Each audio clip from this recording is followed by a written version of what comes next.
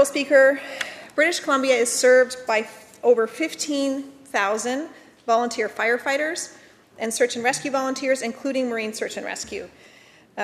Ladysmith Marine Search and Rescue Station is one of the busiest in the province. We are so thankful to them for their service.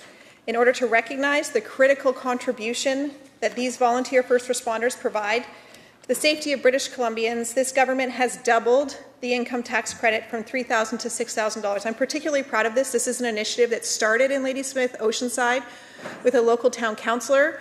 Our local MP took it to the feds. He is the one who got it changed to $6,000, and I was so happy to pick up the torch and bring it to the provincial government to see that tax credit doubled.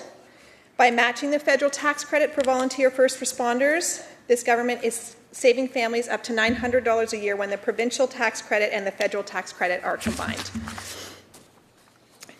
And since Ladysmith-Oceanside is served entirely by volunteer and paid-on-call fire departments and search and rescue and RCM SAR volunteers, this is a recognition of the critical work those volunteers do for the people of Ladysmith-Oceanside.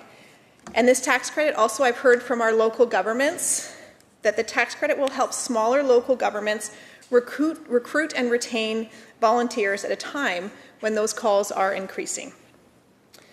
Honourable Speaker, Budget 2026 reflects steady leadership, thoughtful planning during unprecedented times. It balances prudence with progress, ensuring services remain strong while strategic investments continue.